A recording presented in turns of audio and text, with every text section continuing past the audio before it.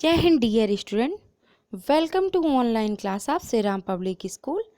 Dear student, मैं अल्पना पांडे आज आप लोग को फिर आपकी पाठ्य पुस्तक वसंत का पाठ 14 पढ़ाएंगे, जिसका नाम है अकबरी लोटा, जिसकी कविता हैं अन्नपूर्णानंद वर्मा जी, जिसके बारे में मैं आपको अपने पहले की वीडियो में बता चुकी हूँ तथा इस पाठ के कुछ पेज की व्याख्या भी बता चुकी हूँ, जिसको यहाँ पे मैं संक्षिप्त रूप में आपको बता दे रही हूँ। तो अकबरी लोटा में पंडित झाऊलाल के अकबरी लोटा में लाला झाऊलाल के बारे में बताया गया, जिनका गुजर बसर अच्छे से हो जा रहा था। उनका किराए पे मकान नीचे का उठा हुआ था, लेकिन उनको एक साथ 250 रुपये देखने को नहीं मिलता था। एक दिन जब उनकी पत्नी ने उनसे 250 रुपये की मांग की, तो उन्होंने तौस में आके उनसे 250 रुपये देने को कह दिया, लेकिन वो 250 रुपये का इंतज़ाम नहीं कर पा रहे थे, इसलिए बहुत चिंतित थी। एक दिन उन्होंने अपने मित्र पंडित बिलवासी मिश्र को अपनी ये व्यथा सुनाई, तो उनके मित्र उनकी मदद करने के लिए उनसे वादा करते हैं कि अगर वो व्यवस्था कर लेते हैं तो 5वें दिन उनको देने के लिए आएंगे। लेकिन पंडित बिलवासी मिश्र भी जो है पैसों की व्यवस्था नहीं कर पाए थे, और वह अंतिम दिन था। लाला झाऊलाल अपनी छत की मुडेर पे मारे चिंता के ढल रहे थे, और चिंता के कारण उन्हें प्यास भी लग गई। उन्होंने पानी मांगा, नौकर नहीं था, इसलिए उनकी पत्नी ही लोटे में पानी लेकर छत पे आई। लाला झाऊलाल लोटे से पानी पीते नहीं, लेकिन अगर कुछ कहते तो पत्नी उनकी 4 बात सुना देती, इसलिए वो लोटे से ही पानी पीना शुरू कर दिया। हालांकि उनको वो लोटा पसंद नहीं था। लाला झाऊलाल ने थोड़ा सा ही पिया था कि लोटा उनके हाथ से छूट के नीचे गिर गया, और वह लोटा सीधा दुकान पे खड़े उस अंग्रेज को पूरी तरह से सिर से लेके पांव तक धोता हुआ जूते पे जा गिरा। जब झाऊलाल शोर सुने नीचे आए, तो उन्होंने देखा कि अंग्रेज पूरा भीगा हुआ है। लाला और अंग्रेज को जब ये पता चलता है कि जो है लाला झाऊलाल ही उस लोटे के मालिक है, तो वह और तेज से चीखने चिल्लाने लगता है और गालियां भी देने लगता है। बच्चों, आज हम लोग इसके आगे का पढ़ेंगे, तो आइए शुरू करते हैं।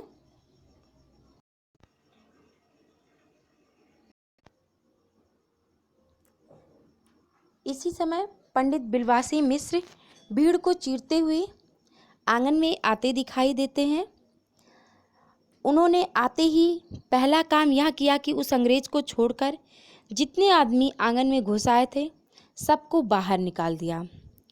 फिर आंगन में कुर्सी रखकर उन्होंने साहब से कहा, आपके पैर में शायद कुछ चोट आ गई है, आप अब आराम से कुर्सी पर बैठ जाइए। यहाँ पे लेखक ने कहा कि जिस समय अंग्रेज लाला को बुरा भला कह रहे थे, उसी समय पंडित बिलवासी मिश्र भीड़ को चीरते हुए आंगन में आते दिखाई पड़े। उन्होंने देखा कि सब लोग उनके मित्र को दोषी ठहरा रहे थे, तो उन्होंने सबसे पहले समझदारी दिखाते हुए अंग्रेज को छोड़कर बाकी जितने भी लोग वहाँ थे सबको घर से बाहर कर दिया, और फिर आंगन में कुर्सी रखकर उन्होंने उस अंग्रेज को कहा कि उसके पैर में शायद कुछ चोट आ गई, इसलिए वह आराम से कुर्सी पर बैठ जाए। साहब बिलवासी जी को धन्यवाद देते हुए बैठ गए और लाला झाऊलाल की ओर इशारा करके बोले, आप इस शख्स को जानते हैं?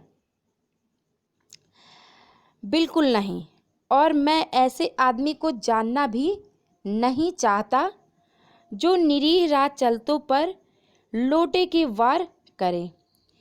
मेरी समझ में ही इज ये डेंजरस ल्यूनाटिक, यानी यह खतरनाक पागल है। ठीक है,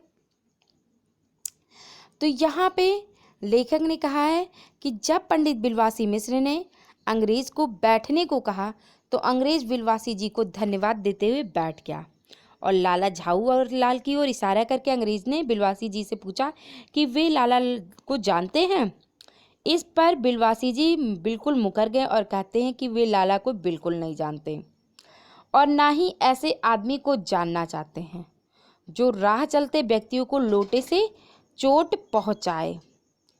आगे बिलवासी जी कहते हैं कि उनकी नज़र में यह इंसान एक खतरनाक पागल है। बिलवासी जी ने ऐसा अंग्रेज को शांत करने के लिए कहा था। आगे, नहीं मेरी समझ में ही, यहाँ पे बच्चों निरीह दिया गया शब्द जिसका अर्थ है बेचारा। नहीं नहीं मेरी समझ में he is a dangerous criminal, नहीं यह खतरनाक मुजरिम है। परमात्मा ने लाला झाऊलाल की आंखों को इस समय कहीं देखने के साथ खाने की भी शक्ति दे दी होती तो यह निश्चय है कि अब तक बिलवासी जी को वे अपनी आंखों से खा चुके होते। वे कुछ समझ नहीं पाते थे कि बिलवासी जी को इस समय क्या हो गया है। साहब ने बिलवासी जी से पूछा तो क्या करना चाहिए। ठीक है, यहाँ पे लेकर कहते हैं बिलवासी जी ने के लाला को पागल करने पर अंग्रेज कहता है कि उसकी समझ में लाला एक बहुत बड़ा मुजरिम है।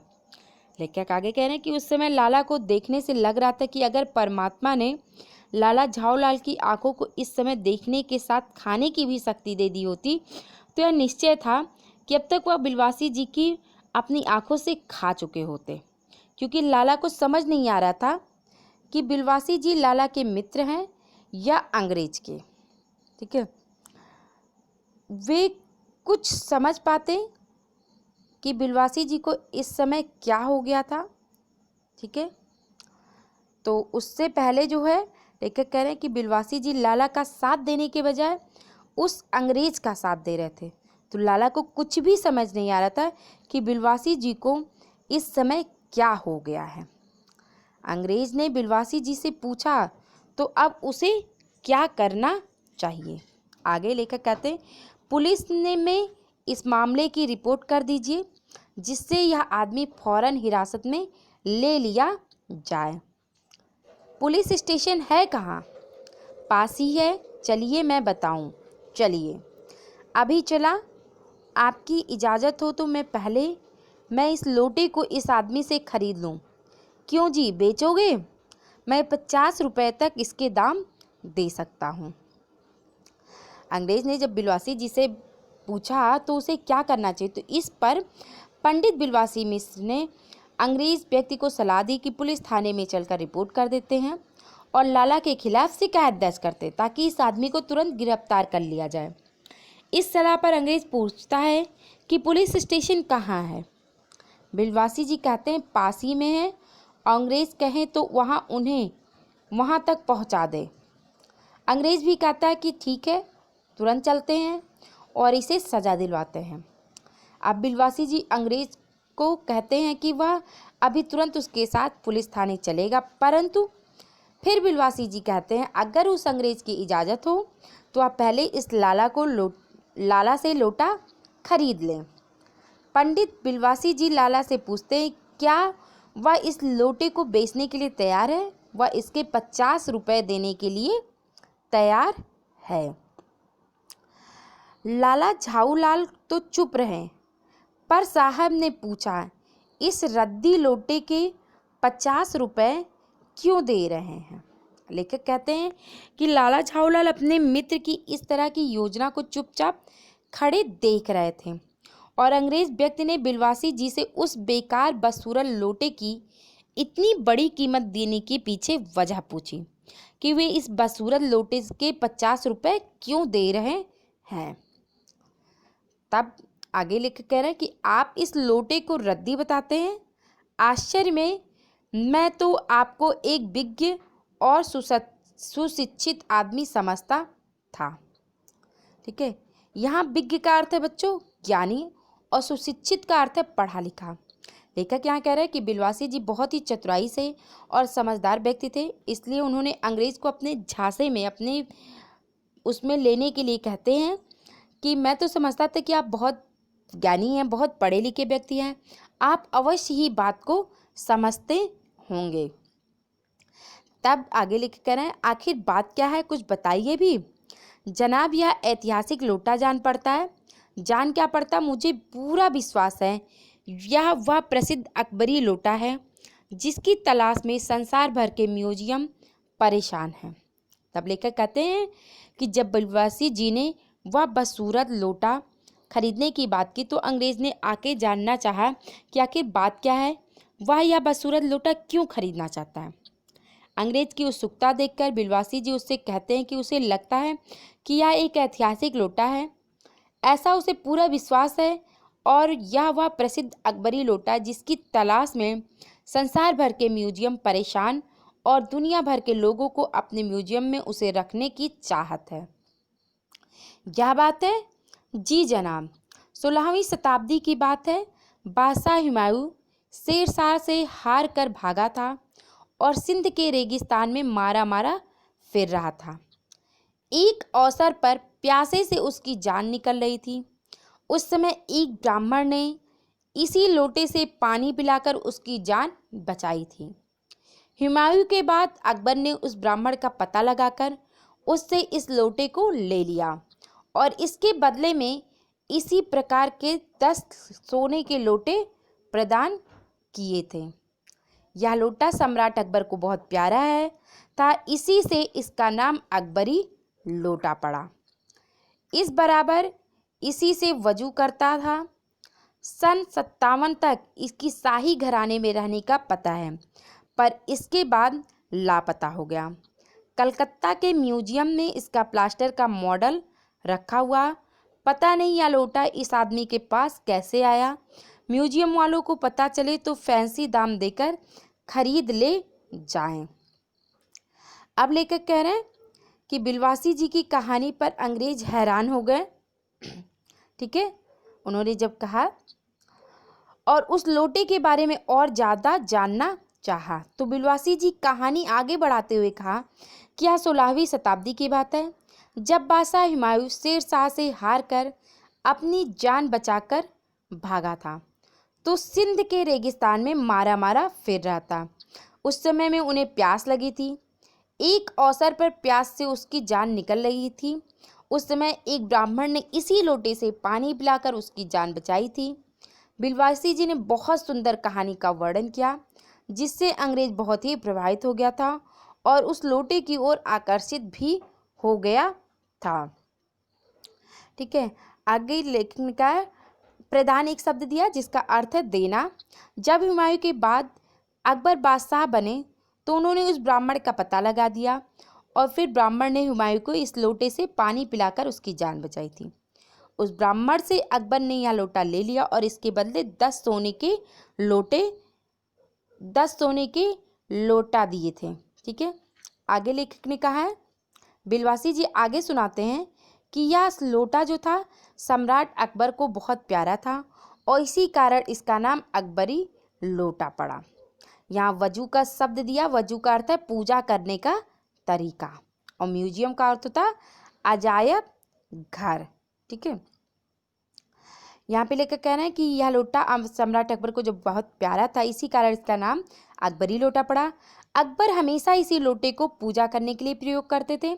बिलवासी जी कहते हैं कि अभी इतनी ही जानकारी 1857 के आसपास शाही घराने के पास यह लोटा हुआ करता था, पर इसके बाद यह लोटा गायब हो गया। कलकत्ता के अजायब घर में इसका प्लास्टर का मॉडल रखा हुआ है। यहाँ फैंसी शब्द दिया गया है जिसका अर्थ है अच्छा। तो आगे बिलवासी जी कहते हैं पता नहीं यह लोटा इस आदमी के पास कहाँ से आ गया। अगर म्यूजियम वालों को पता चले तो अच्छा खासा दाम देकर खरीद ले जाएं, क्योंकि उन्हें ऐसी चीज़ों की बहुत ज़रूरत होती है। लेखक आगे कह रहे हैं इस विवरण को सुनते सुनते साहब की आंखों पर लोभ और आश्चर्य का ऐसा प्रभाव पड़ा कि वो कौड़ी के आकार से बढ़कर पकौड़ी के आकार की हो गई। उसने बिलवासी जी से पूछा तो आप इस लोटे का क्या करिएगा। यहाँ पे लेकर कहते हैं कि जब अंग्रेज ने बिलवासी जी के मुंह से यह कहानी सुनी तो अंग्रेज की आंखें खुलकर बड़ी हो गई। उसके अंदर लोभ जाग गया और साथ ही साथ वह आश्चर्यचकित हो गया और उनकी आंखें जो कि पहले छोटी थी कौड़ी के आकार की थी अब बढ़कर पकौड़ी के आकार की हो गई, अर्थात बड़ी हो गई। उसने बिलवासी जी से पूछा कि आप इस लोटे को खरीदकर क्या करेंगे। मुझे पुरानी और ऐतिहासिक चीज़ों के संग्रह का शौक है। मुझे पुरानी और ऐतिहासिक चीज़ों के संग्रह करने का शौक है। जिस समय यह लोटा मेरे ऊपर गिरा था उस समय मैं यही कह रहा था कि उस दुकान से पीतल की कुछ पुरानी मूर्तियाँ खरीद रहा था। ठीक है, जो कुछ हो लोटा मैं ही खरीदूंगा। वाह, आप कैसे खरीदेंगे? मैं खरीदूंगा, यह मेरा हक है। लेखक कहते जब अंग्रेज ने बिलवासी जी से पूछा कि वे इस लोटे को खरीदे के क्या करेंगे, तो बिलवासी जी बोले कि उन्हें पुरानी और ऐतिहासिक चीज़ों को एकत्रित करने का शौक है। उनके ऐसा कहने पर अंग्रेज भी तुरंत बोला कि उसे भी पुरानी और ऐतिहासिक चीज़ों के संग्रह करने का शौक है। उसने यह भी बताया कि जिस समय यह लोटा उसके ऊपर गिरा था उस समय भी वह यही काम कर रहा था। वह उस दुकान से पीतल की कुछ पुरानी मूर्तियाँ खरीद रहा था। बिलवासी जी अंग्रेज की बात सुनकर बोले कि चाहे जो भी हो वे ही उस लोटे को खरीदेंगे।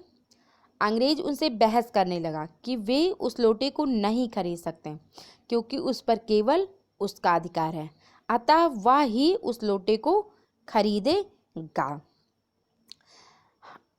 ठीक है बच्चों, आज हम लोग यहीं तक पढ़ेंगे। इसके आगे हम अपने नेक्स्ट वीडियो में पढ़ेंगे। Thank you and have a nice day.